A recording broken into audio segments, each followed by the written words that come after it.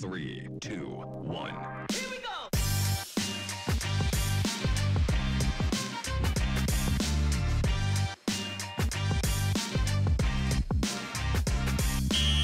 Bonjour Julien, merci de nous Bonjour. recevoir et j'espère que vous allez bien. Très bien, Euh, merci.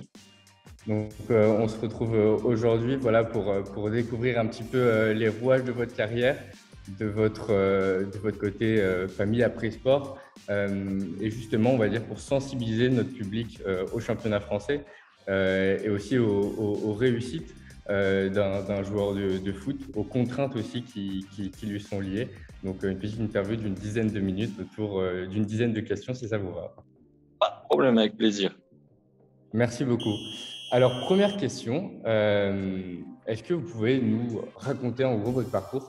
Vous êtes né à Lyon, du coup, et ensuite, vous êtes revenu en Corse. Si je dis pas de bêtises, vous aviez une partie de votre famille qui était déjà corse. Alors, Mhm. pourquoi ce choix? Comment ça vous est venu? Est-ce que vous pouvez un petit peu nous expliquer?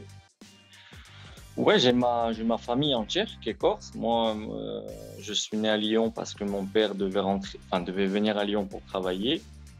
Et après, on est retourné en Corse, mais j'ai été élevé dans la culture corse, dans tout ce qui entoure la Corse, la vision de la vie, la vision des choses.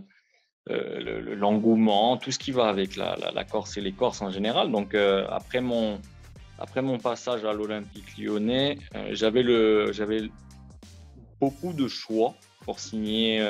J'ai eu la chance d'avoir le choix à 16 ans de signer, enfin, 14 ans de pouvoir signer où je voulais. Mais dans ma tête, ça a été très rapidement clair et je voulais signer au Sporting Club de Bastia parce que outre Lyon, le Sporting Club de Bastia a toujours été mon club de cœur. Donc, assez logiquement, quand j'ai eu l'opportunité d'y aller et de rentrer, j'ai saisi l'opportunité et j'ai bien fait, je pense. Ok, super. Et donc, question qui va avec, donc si à 16 ans, est-ce que vous quittez le foyer familial pour vraiment vous consacrer au football? Est-ce que vous avez toujours un pied à terre à Bastia qui vous permet de garder un contact avec la famille? Et comment, à cet âge-là, à 16 ans, on arrive, on va dire, à mûrir, à prendre conscience de certaines responsabilités, qui peut être de devenir potentiellement joueur de foot? Comment vous l'avez vécu au passage de l'adolescence? Alors, j'avais 14 ans, exactement. Pas encore, même. Mais j'ai quitté la famille à 13 ans et demi. Mais j'avais de la famille, alors pas à Bastia, mais à côté, qui est à 35 minutes, 40 minutes, mais c'est pareil. Mais après, on est obligé de grandir beaucoup plus vite que la normalité, j'ai envie de dire, parce qu'on n'a plus papa, parce qu'on n'a plus maman, parce qu'on quitte frères et sœurs, qu'à à 18 ans, tu es obligé presque de passer ton permis. Tu dois de suite trouver un appart ou une maison parce que le centre de formation, tu peux plus y aller. Donc, tu es obligé d'anticiper les choses et de te préparer à la vie d'adulte. Donc, et aussi dans ce milieu qu'est le football, tu te prépares, tu te conditionnes à te préparer à une vie de sportif de haut niveau. Donc, tu es obligé de t'acclimater, encore une fois, à cette vie d'adulte. Donc, tu grandis plus vite que ton frère, que ta sœur quand ils avaient cet âge-là, quoi. Et je vais rebondir là-dessus, mais c'est pour ça, et en tant qu'on va dire de spectateur, on voit souvent des jeunes joueurs qui ont 21, 22 ans et qui sont parfois des fois pères de famille. Et on peut se poser la question justement, est-ce que, en fait, vu que les joueurs de foot grandissent plus vite, finalement, les responsabilités vont plus vite, vont s'accompagner plus rapidement. Et donc, finalement, l'équilibre familial est important dès le plus jeune âge, peut-être aussi. Est, est très important. Moi, j'ai été papa à 23 ans de mon premier. Euh, donc, c'est en fait, comme tu grandis plus vite, tout va plus vite et tout te paraît normal. Moi, à 18 ans, j'étais en Italie. À 20 ans, j'étais je jouais depuis quelques années en professionnel. J'avais une tranquillité qui me permettait de pouvoir voir l'avenir sereinement. Donc, ça a été pour moi une logique euh, imparable, j'ai envie de dire. C'est quelque part une logique de vie qui fait que tu te dois après d'avoir plus de responsabilités et ça passe par devenir papa, devenir chef de famille, devenir tout ça, quoi. Et est-ce que ça vous rend plus fort sur le terrain finalement alors? Par moment, oui. Par moment, oui, parce qu'il y a des fois où tu es un peu en difficulté et tu sens que tu es dans une mauvaise soirée. Et après, tu te conditionnes et tu te dis qu'il y a tes enfants, il y a tes enfants en tribune et tu n'as pas envie de montrer non plus une mauvaise image. Donc, tu as envie de te surpasser. C'est clair. Ça ne te fait pas faire une soirée de fou, mais je sais que, par exemple, quand je marque mes 2 buts contre le PSG, la première chose que je fais avec mon doigt, c'est un L, parce que mon fils s'appelle Liam. Donc, de suite, ma première pensée, elle va sur mon fils, quoi. Ok, mais super. Mais du coup, ça me permet d'enchaîner juste après. Vous avez disputé 169 matchs en Ligue 1. Peut-être je suis pas précis si je ne me trompe pas. Et vous avez majoritairement du coup joué avec Bastia. Est-ce que vous pouvez nous donner un ou deux de vos meilleurs souvenirs? Et ensuite, du coup, on parlera du coup des pires, mais les meilleurs, je suppose que c'est peut-être face au PSG, sachant qu'en plus, vous marquez de votre mauvais pied en plus. Ouais, le premier, je le marque du droit. Le deuxième, le troisième, je le marque du droit. Le quatrième, je le marque du gauche. Mais c'est pas le meilleur. Le meilleur, c'est la finale de Coupe de la Ligue au Stade de France où on a réussi à emmener 33 000 Corses au Stade de France. Ça faisait depuis 2000 ou 2001 que c'était plus arrivé. Donc, ça a été une énorme fierté pour nous, joueurs formés au Sporting et Corse, que de pouvoir donner un peu de, même si ce fut très court, parce que Bastien, l'arbitre français, nous a très rapidement séché avec un penalty et un carton rouge. Mais on a eu cette fierté de pouvoir emmener tout un peuple au Stade de France et de montrer quand même au football français qu'on n'était pas non plus si ridicule que ça et que, et que quelque part, on méritait notre place. Après, oui, le doublé contre le PSG a changé ma carrière personnelle parce que encore une fois, il n'y a pas une semaine où on n'en parle pas encore aujourd'hui. Donc, donc ça a changé, mais c'est pas mon meilleur souvenir, mais ça en fait partie. Et ce doublé, du coup, finalement, dont vous en parlez, où ça peut être plutôt amené comme une réussite personnelle, et vous dites ça a changé ma vie, c'est plutôt vis-à-vis des amoureux du football, ou même, on va dire, sur l'œil des différents clubs, ça vous a permis, on va dire, d'envisager un nouveau futur à votre carrière suite à cette performance? Non, parce qu'après le Sporting, je signe à Lille. Et Ouais, c'est bon. Lille, je devais signer la première année où je joue en Ligue 1, en 2012 ou 2013. Et je fais ma saison en Ligue 1. Quand Florian Thauvin signe à Lille, ils veulent faire tout le côté gauche du Sporting. Donc Palmieri et Thauvin. Et donc je me mets d'accord avec eux. Et Bastia se met d'accord avec le LOSC pour 3 millions ou 4 millions 5. Et Frédéric Hans refuse mon départ et en fait menace le club de partir si moi je pars.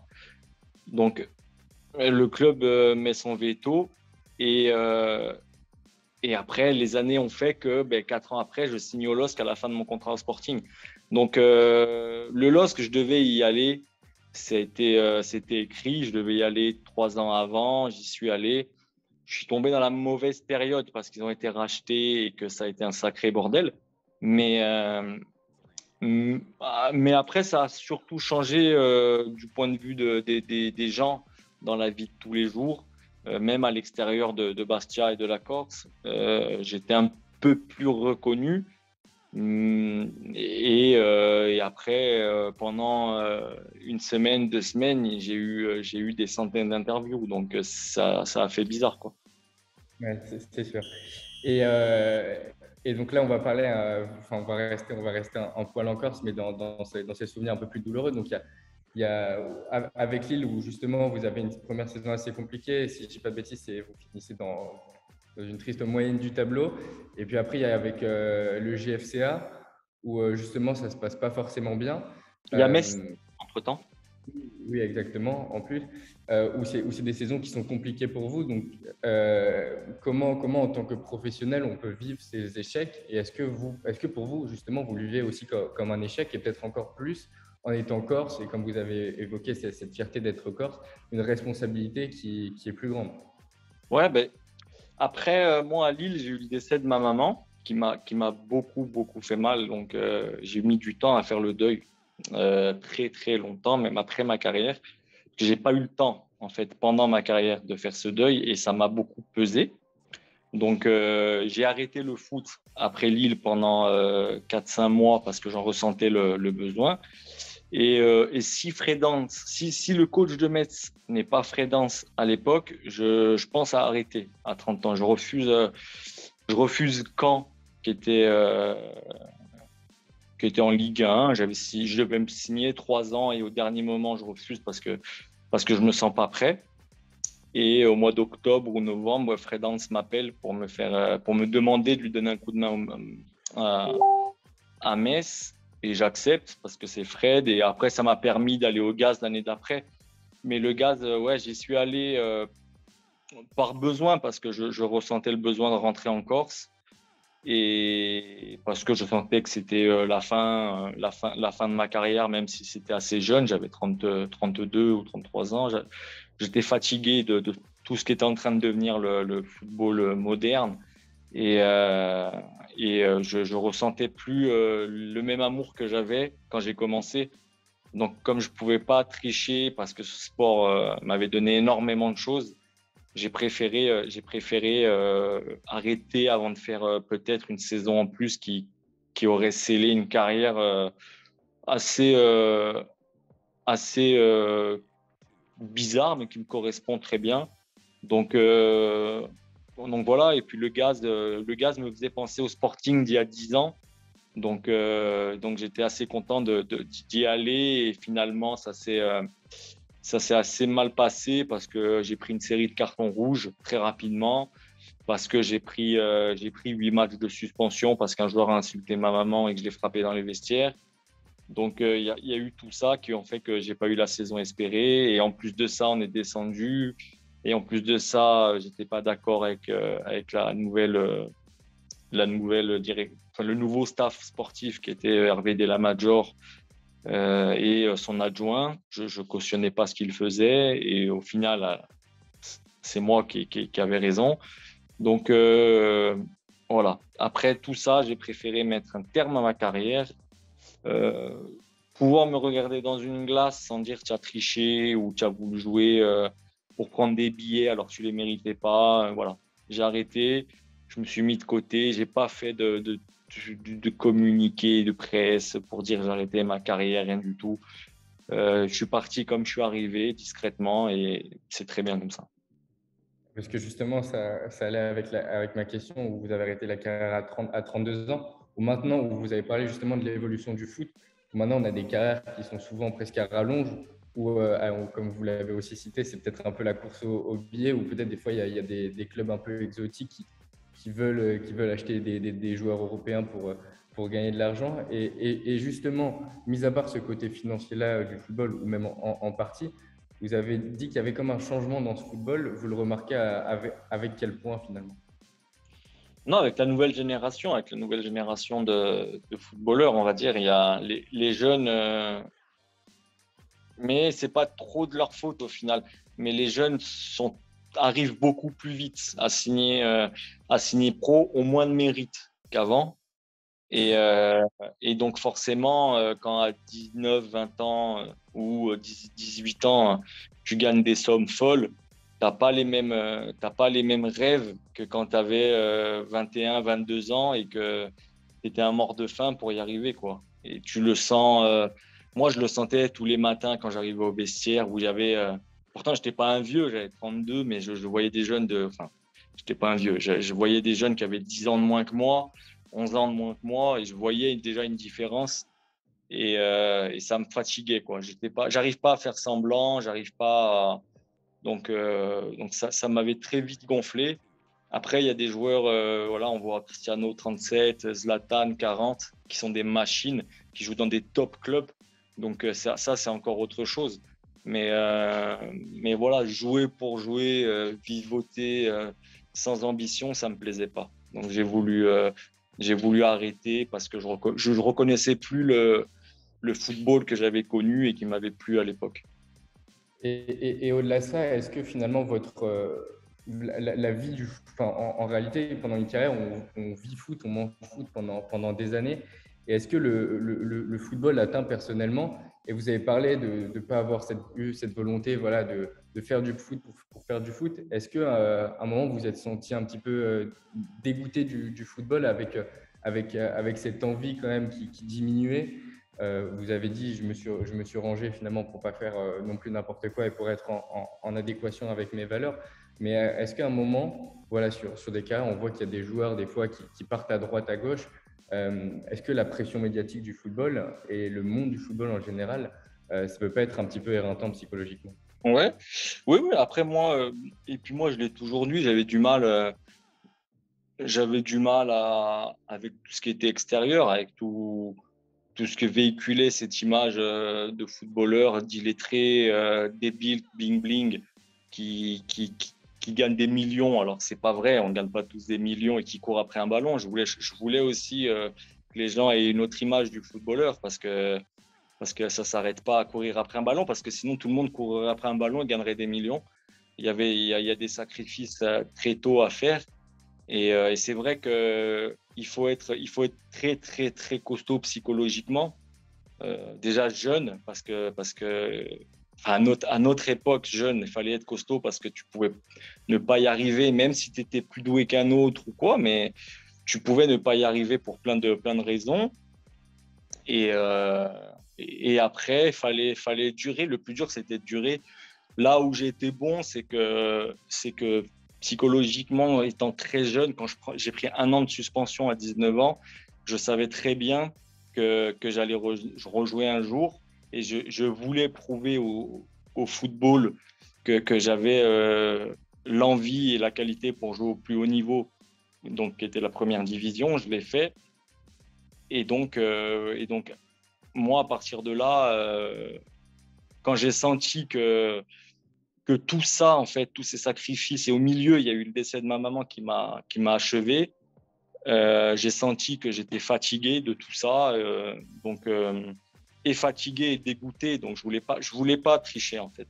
Et, et quand j'ai vu que j'avais plus la même envie le matin et que des petites choses dont je faisais pas attention à l'époque m'énervaient, j'ai préféré arrêter. C'est très clair et c'est très loyal. Ensuite, du coup, on va revenir sur le football corse, ce qui nous paraissait important du coup d'en parler, et notamment parce que voilà, on connaît aussi on connaît les Corses qui sont, on va dire, très fiers de leur île. Votre regard sur le football corse en 2022? On a le retour de l'ACA en Ligue 1. On a souvent les clubs corses comme le GFCA, comme Bastia, voilà, qui restent souvent dans les divisions hautes en France. Euh, comment vous percevez justement le football corse? Mais il faut savoir qu'ici, on est un peu comme à Paris, on a un vivier énorme de joueurs de qualité. Sauf qu'à la différence de Paris, on sait très très mal l'exploiter et on pense qu'il y a meilleur ailleurs. Donc, euh, donc pour le moment, on avait un peu de mal, chose que l'ACA Ajaccio, pourtant je suis un pur Bastiais, donc je pourrais dire ça avec une certaine rancœur, j'ai envie de dire, mais pas du tout. En fait, je suis plus dans ce délire-là. Je l'ai été en tant que joueur, mais aujourd'hui, avant d'être un joueur du Sporting, je suis un Corse avant tout et je suis très fier de ce que fait l'ACA. Ça fait quelques années que l'ACA est très intelligent dans ce qu'ils sont en train de faire. Ils ont fait 2 années de suite ou 3 années de suite les barrages et ensuite ils sont montés en Ligue 1. Donc c'est